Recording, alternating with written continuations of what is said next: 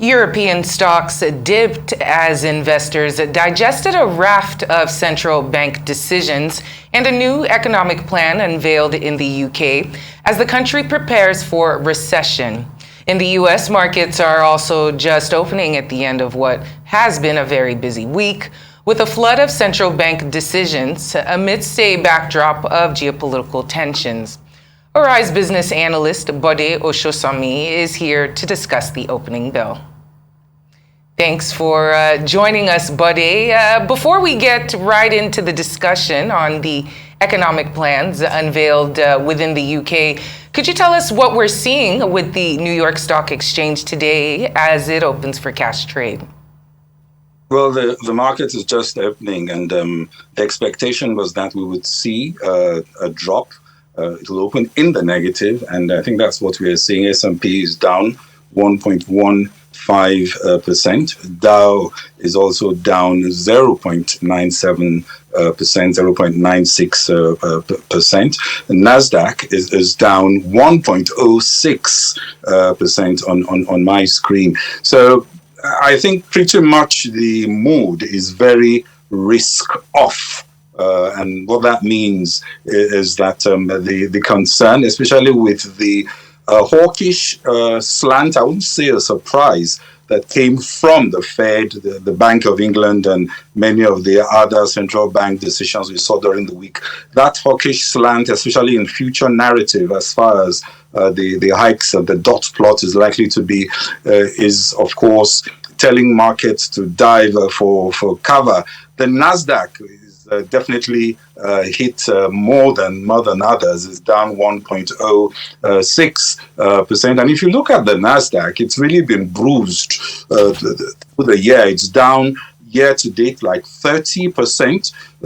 That's a huge plunge, given the fact that, of course, we're really talking of tech companies where there really is, I would say, a lot of potential in terms of growth. So I think that this negative sense that we are getting, especially from the mood arising from the hawkishness of central banks, is definitely having an impact on stocks. FedEx also announced plans today to stop the bleeding. It released its full earnings report with a plan to cut between 2.2 billion and 2.7 billion in costs. And they also said they were going to be increasing their shipping rates. But I think that is not good enough for markets. I can see FedEx is down 3.34%. So the US dollar index, of course, is going up. That is really the big winner here. The US dollar is up 112.05. That's where it is now, up 0.62%.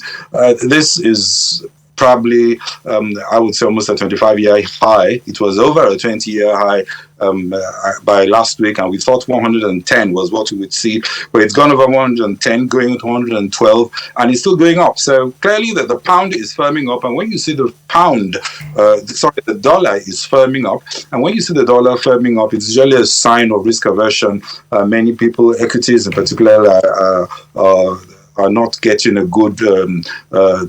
They're not getting good buyers, obviously, because of the risk aversion that is lingering. Also, we got some weak PMI data for September for Germany and the UK and the Eurozone, showing the economy sliding further into contraction territory in those readings. We'll talk about the pound when we talk about the UK Chancellor's speech. But clearly, it's not a good day for stocks. I'm looking again at where we are as far as the Nasdaq, Dow, and S&P is concerned. Nasdaq is down 1.08%. Dow is down 1.1%. S&P 500 is down 1.23%. Oil is also down. Another sign of risk aversion. Oil is down a whopping 3.8%. Brent is now flirting with $85, $86, $87, and many are saying we'll soon begin to see $80 oil. Oh, Bode, thank you so much for that. Please hold on. We'll take more business stories and then we'll come back to you for more analysis. The cost of UK Chancellor of the Exchequer, Kwasi Kwarteng's mini-budget just unveiled has been estimated to be £161 billion over the next 5 years. The Chancellor has announced biggest tax cuts since the 1970s. About £45 billion in tax cuts, which includes replacing the 45% top rate of income tax with a 40% rate. The Chancellor also said he would cut the basic rate of income tax by 1% to 19% in April of 2023, a year earlier than the government had previously promised. The additional income tax rates have also been abolished. There will also be a cut in the stamp duty, and to quote him, to help families aspiring to own their own home. And we will go further for unemployed over 50s, and we'll ask around 120,000 more people on universal credit to take active steps to seek more and better paid work or face having their benefits reduced. Mr. Speaker, at such a critical time for our economy, it is simply unacceptable that strike action is disrupting so many lives. Other European countries have minimum service levels to stop militant trade unions closing down transport networks during strikes. So we will do the same, and we will go further. We will legislate to require unions to put pay offers to a member vote to ensure that strikes can only be called once negotiations have genuinely broken down. And of course, Mr. Speaker, to drive growth, we need new sources of capital investment. To this end, I can announce that we will accelerate reforms to the pension charge cap so that it will no longer apply to well-designed performance fees. This will unlock pension fund investments into UK assets and innovative high-growth businesses. It will benefit, Mr. Speaker, savers and increase growth. And we will provide up to £500 million to support new innovative funds and attract billions of additional pounds into UK science and technology scale-ups. Now, Mr. Speaker, this brings me to the cap on bankers' bonuses. A strong UK economy has always depended on a strong financial services sector. We need global banks to create jobs here, invest here, and pay taxes here in London, not in Paris, not in Frankfurt, and not in New York. All the bonus cap did was to push up the basic salaries of bankers or drive activity outside Europe. It never capped total remuneration. So let's not sit here and pretend otherwise. It didn't cap total remuneration. So as a consequence of this, Mr. Speaker, we are going to get rid of it. And to reaffirm, we're going to get rid of it. And to reaffirm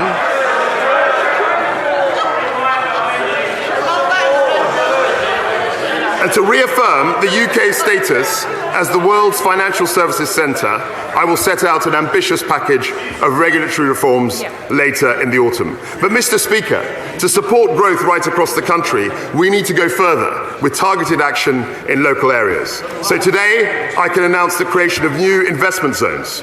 We will liberalise planning rules in specified agreed sites, releasing land and accelerating development. And, Mr. Speaker, we will cut taxes. For businesses in designated tax sites for 10 years, there will be accelerated tax reliefs for structures and buildings and 100% tax relief on qualifying investments in plants and machinery. On purchases of land and buildings for commercial or new residential development, there will be no stamp duty to pay whatsoever. On newly occupied business premises, there will be no business rates to pay whatsoever. And if a business hires a new employee in the tax site, then on the first £50,000 they earn, the employer will pay no national insurance whatsoever. That is an unprecedented set of tax incentives for business, Mr. Speaker, to invest, to build, and to create jobs right across the country. I can confirm to the House that we're in early discussions with nearly 40 places like Tees Valley, the West Midlands, Norfolk and the west of England to establish investment zones. And we'll work with the developed administrations and local partners to make sure that Scotland, Wales and Northern Ireland will also benefit if they are willing to do so. If we really want to level up, Mr. Speaker, we have to unleash the power of the private sector. And now, Mr.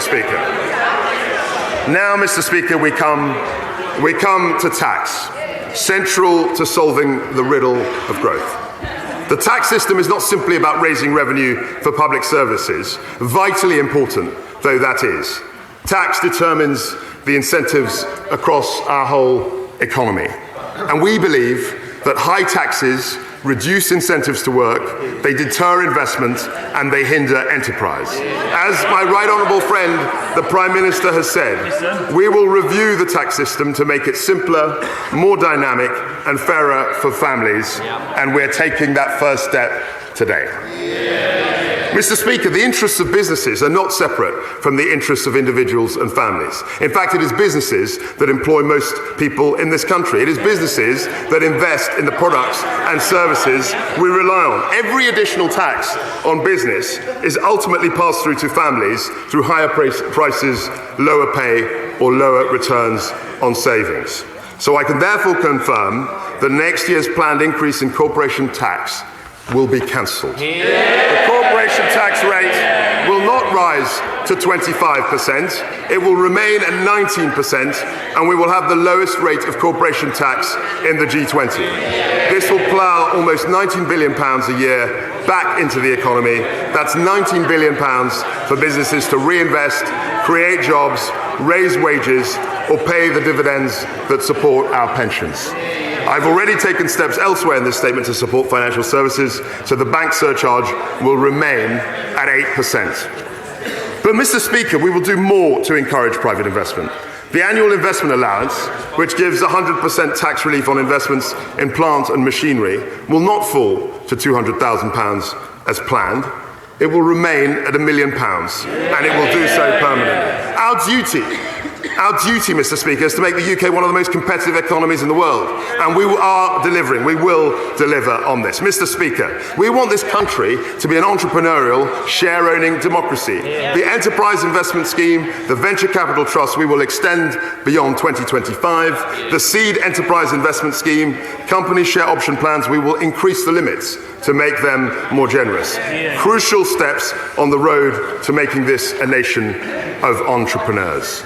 For the tax system to favour growth, Mr. Speaker, it needs to be much simpler. I'm hugely grateful to the Office of Tax Simplification for everything they have achieved since 2010.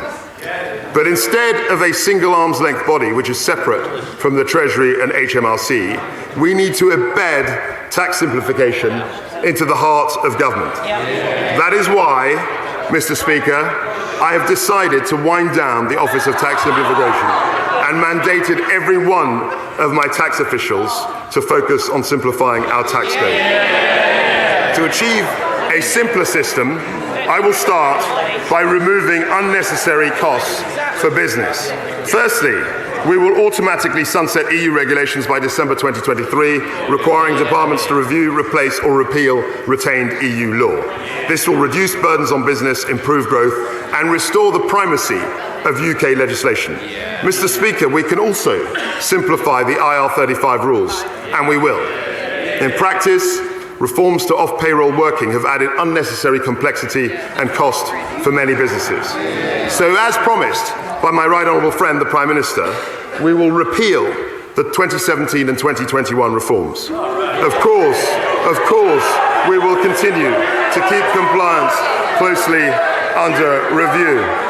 Mr. Speaker, Britain welcomes millions of tourists every year, and I want our high streets and airports, our ports and our shopping centres to feel the economic benefit. So we have decided to introduce VAT-free shopping for overseas visitors. We will replace the old paper-based system with a modern digital one, and this will be in place as soon as possible. This is a priority for our great British retailers, so it is our priority too. Our drive to modernise also extends to alcohol duties. I have listened to industry concerns about the ongoing reforms. I will therefore introduce an 18-month transitional measure for wine duty. I will also extend draft relief to cover smaller kegs of 20 litres and above to help smaller breweries. And at this difficult time, we are not going to let alcohol duty rates rise in line with RPI. So I can announce that the planned increases in the duty rates for beer, for cider, for wine, and for spirits will all be cancelled. Now, Mr. Speaker, we come to the question of personal taxation. It is an important principle that people should keep more of the money they earn. And it is good policy, Mr. Speaker, to boost the incentives for work and enterprise. Yesterday, we introduced a bill that means the health and social care levy will not begin next year. It will be cancelled. The increase in employer national insurance contributions and dividends tax will be cancelled. And the interim increase in the national insurance rate brought in for this tax year will also be cancelled. And this cut will take effect from the earliest possible moment, November the 6th. Reversing the levy delivers a tax cut for 28 million people, Mr. Speaker, worth on average £330 every year. A tax cut for nearly 1 million businesses. And I can confirm the additional funding for the NHS and social care services will be maintained at the same level. Thank you. Mr. Speaker, I have another measure. Today's statement is about growth. Home ownership is the most common route for people to own an asset, giving them a stake in the success of our economy and society. So to support growth, increase confidence and help families aspiring to own their own home, I can announce that we are cutting stamp duty. In the current system, there is no stamp duty to pay on the first £125,000 of a property's value.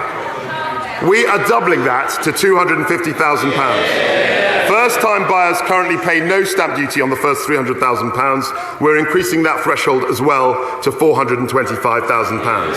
And we're going to increase the value of the property on which first-time buyers can claim relief from £500,000 to £625,000. The steps we've taken today mean that 200,000 more people will be taken out of paying stamp duty altogether. This is a permanent cut, Mr. Speaker, to stamp duty effective from today. I have another measure, Mr. Speaker. I have another measure. High tax rates damage Britain's competitiveness. They reduce the incentive to work, to invest and to start a business. And the higher the tax, the more ways people seek to avoid them, or work elsewhere, or simply work less, rather than putting their time and effort to more creative and productive ends. Take the additional rate of income tax.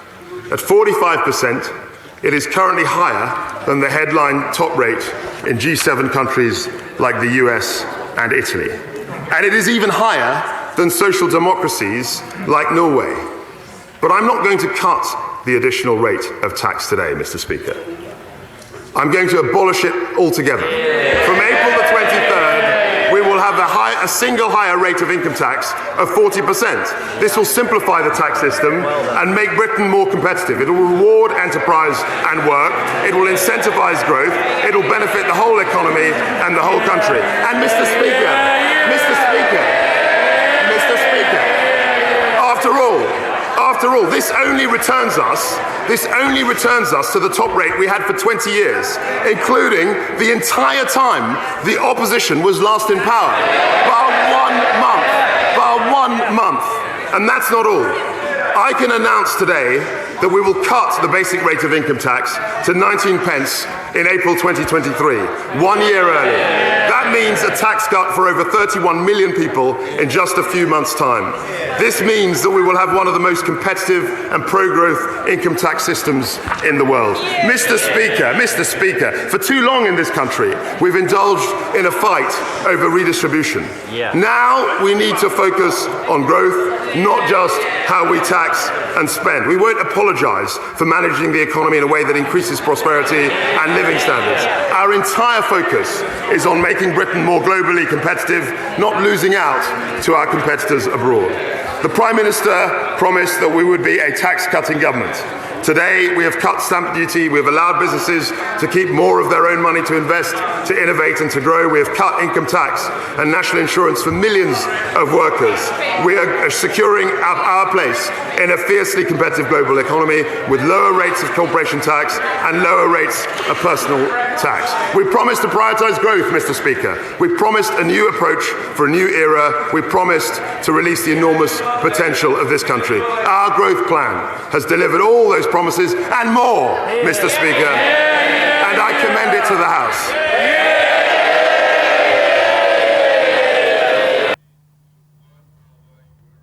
Arise business analyst Bode Oshosami is still here with more insight. Thanks, Bode. Could you take us through those major takeaways from Kwesi Kwarteng's mini budget announcement? Well, it was a very passionate delivery and a rather bold gamble for growth, even as today we got consumer confidence in the UK sliding to a new record low. And it looks like the Chancellor is throwing the kitchen sink at the problem economy. Some are calling it shock therapy. Others say this is an unsustainable fiscal experiment. But my sense is they had to do this, and the goal to reach a 2.5% growth rate is something that, of course, we can hold them to. It's also called the biggest tax cut event since 1972, like you said, costing hundreds of billions of pounds. The rabbit out of the hat was the scrapping of the 45% top personal tax rate. We didn't hear that was coming, but others were really expecting 1.25% rise in national insurance to be reversed, the scrapping of the tax, company tax increases planned in April 2023, stamp duty going down, obviously with the thresholds going up. The cap on bankers' bonus is going, and I think I agree with Kwarteng that bonus rule never really made sense because there were companies were able to increase their base pay and obviously just made them less competitive in terms of their compensation mix. That's not something the government should have been getting into. But other things like tightening the rules around universal credit and plans to boost economic growth, creating low tax zones, more than 40 new so-called investment zones in England, and cutting red tape and regulatory barriers, VAT-free shopping for overseas visitors. Nigerians would love that, I think. And the planned increase in duty rates for beer, cider, and spirits, I understand it will all be cancelled. So, well, my sense is analysts are not so happy in one area, and that is the fact that normally for these types of budgets, we get the Office for Budget Responsibility, that's the OBR, to give us revised economic forecasts and to look at the budget and give almost like a independent fact-checking in terms of the cost of new policies, how much taxes will be raised, and what this really means for the economy. Because this is a mini budget, although I would say it has quite a huge impact. We should have got the OBR to give their own take. But, of course, the opposition is saying this was deliberate so that the bad news wouldn't be worse. But I think they had no choice, if you ask me. This is something that they had to do. It sends a strong pro-growth message. And I think until we hear what the OBR has to say about debt service, and the GDP impact, for now, we just hold our comments.